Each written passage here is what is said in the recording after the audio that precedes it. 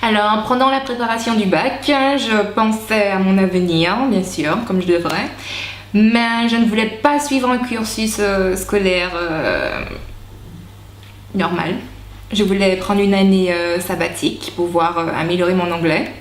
Parce que je n'étais pas encore sûre de ce que je voulais faire. Je savais que je voulais travailler dans le domaine du tourisme. Donc, avec le lycée, on avait été au Lamentin, au salon des lycéens. Et je me suis arrêtée sur un stand où ils parlaient des séjours européens. Donc ça m'a tout de suite interpellée, j'ai pris les renseignements, tout ça, et j'en ai parlé à mes parents, enfin du moins à ma mère, et ils n'étaient pas trop sûrs, mais j'ai fait mes recherches, j'ai posé plein de questions à la responsable de l'agence Opéra en Martinique. Donc ça m'a un peu éclairée et ça m'a poussée à faire mes démarches. Donc j'avais pas encore passé le bac, mais tout ce que je savais, c'est que je voulais partir là-bas. Donc j'ai passé le bac, mais avant ça j'avais déjà préparé mon dossier et j'attendais juste le coup de fil. Pour savoir dans quelle famille j'aurais été placée. Donc j'ai reçu mon dossier, j'ai reçu mon coup de fil et je me suis rendu compte que j'avais une famille d'origine jamaïcaine, une famille monoparentale avec 2 enfants, Sonia Campbell, Shani et Louis, les enfants que je vais garder, 5 ans à l'époque et 2 ans et demi. Donc je ne les connaissais pas, mais avant mon départ, à plusieurs reprises, on a eu quelques entretiens téléphoniques. Mon anglais, c'était un anglais préscolaire. Je comprenais un peu, je me faisais comprendre aussi, mais bon, c'était suffisant. Donc ça m'a encore plus excitée à partir et à vouloir les rencontrer. Donc j'ai pas eu peur, au contraire, j'avais vraiment envie de partir. Pour moi, c'était une nouvelle aventure et j'étais très excitée, j'en parlais à tout le monde.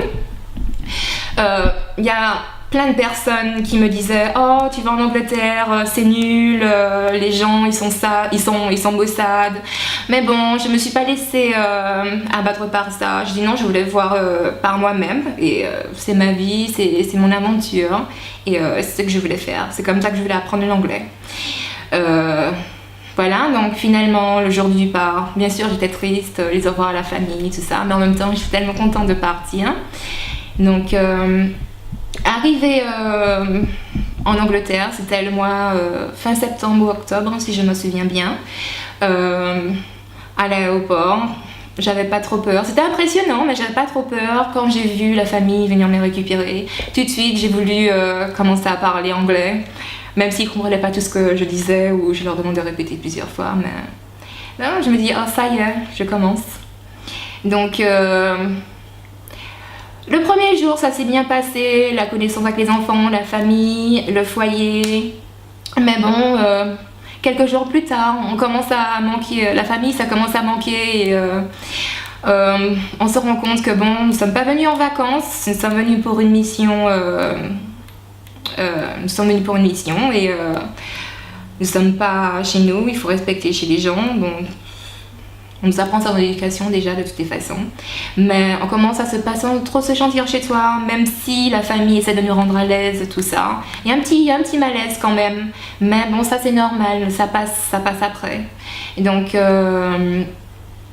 alors avec la famille, il y a eu la première semaine, on m'a montré ce qu'il fallait faire, les tâches ménagères que je devais faire, comment je devais préparer les enfants, l'école des enfants, aussi m'inscrire à l'école parce que moi aussi je tenais à aller prendre des cours. Mon planning, je pouvais le faire que 2 fois par semaine et c'est les cours du soir. Hein. Donc au début, je connaissais personne, je n'avais pas trop d'amis, mais bon, ça me dérangeait pas. Hein. J'étais pratiquement tout le temps avec les enfants. C'était beaucoup plus petit que moi, qui parlaient un anglais pratiquement parfait. Mais bon, c'est avec eux aussi qu'on apprend et surtout quand on apprend une langue, faut pas avoir peur de faire des fautes. Nous sommes là pour apprendre, donc. Je suivais des cours avec la famille, je discutais beaucoup. Au début, c'était pas facile, mais avec la base scolaire, on s'en sort quand même. Faut surtout pas hésiter à parler, même si on fait des bêtises, on apprend comme ça. En tout cas, moi, j'ai appris comme ça et c'est comme ça qu'on a pu me reprendre et j'ai pu m'améliorer aussi. Donc, lire, regarder la télé. Tout ça au début, on se dit oh je vais jamais réussir à comprendre cette langue. Non mais ça vient au fur et à mesure sans s'en rendre compte. Selon mon expérience, il faut savoir qu'être au pair, comme j'ai dit au début, ce ne sont pas des vacances, c'est une aventure qui peut être très positive. En tout cas, au pire des cas, vous pouvez en ressortir bilingue, avoir l'anglais en poche ou l'espagnol selon votre destination, voilà.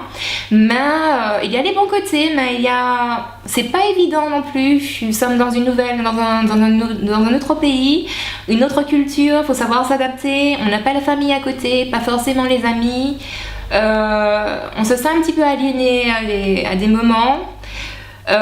Certains des au pair, ils ont les tâches plus faciles que d'autres. Ce n'est pas pareil partout, donc faut pas se baser sur l'expérience de tout le monde. Mais il faut pas hésiter si vous voulez. Il faut pas hésiter, il faut essayer de vous-même. Comme je disais, il y a les bons côtés, mais c'est pas tout le temps évident. Enfin, personnellement, ce que ça m'a apporté, c'est le sens des responsabilités, savoir m'organiser, parce que on a des enfants à charge, nous sommes comme des petites mamans des fois. Enfin, dans mon cas, c'était comme ça. Certaines de mes amies avaient des tâches un petit peu moins difficiles, mais j'étais comme une petite maman, me réveiller le matin, me préparer le petit déjeuner, préparer les enfants, les emmener à l'école à l'heure, retourner faire quelques tâches ménagères, retourner les chercher, leur faire à manger, faire les devoirs jusqu'à temps que la mère elle arrive. Mon expérience au pair a duré 10 mois, normalement elle devait durer 9 mois. Ça s'était très bien passé avec la famille et tout au long de ces 10 mois, j'ai rencontré d'autres amis au pair, on a partagé nos expériences et parmi ces amis, il y en avait qui travaillaient aussi. Les voir travailler, ça, je me suis dit pourquoi pas moi aussi, je me dis bon, la barrière du langage, ça va, c'est faisable. Donc je suis retournée en vacances en Martinique pendant 3 mois et je suis retournée. J'ai vécu en colocation au début, j'ai cherché du boulot, j'ai trouvé, ça s'est bien passé, je me suis bien adaptée. Et, aujourd'hui, de 10 mois à être au pair, aujourd'hui ça fait 11 ans que je suis en Angleterre. C'est passé super vite. Au début, je pensais travailler dans le tourisme, finalement. En restant ici, avec mon expérience dans l'anglais et tout ça, finalement, aujourd'hui, je travaille dans l'éducation. Je suis formatrice pour l'emploi pour des élèves avec des difficultés d'apprentissage. Ça fait pratiquement 3 ans que je fais ça. C'est super intéressant. Et voilà, si j'étais en Martinique ou en France, je sais pas si j'aurais fait ce genre de boulot. Voilà, j'ai gagné ça en restant ici et je trouve que j'ai gagné beaucoup plus en restant ici enfin cette expérience m'a débouché sur des choses que j'aurais peut-être pas pu vivre ou peut-être pas pu avoir ailleurs en Martinique ou en France par exemple.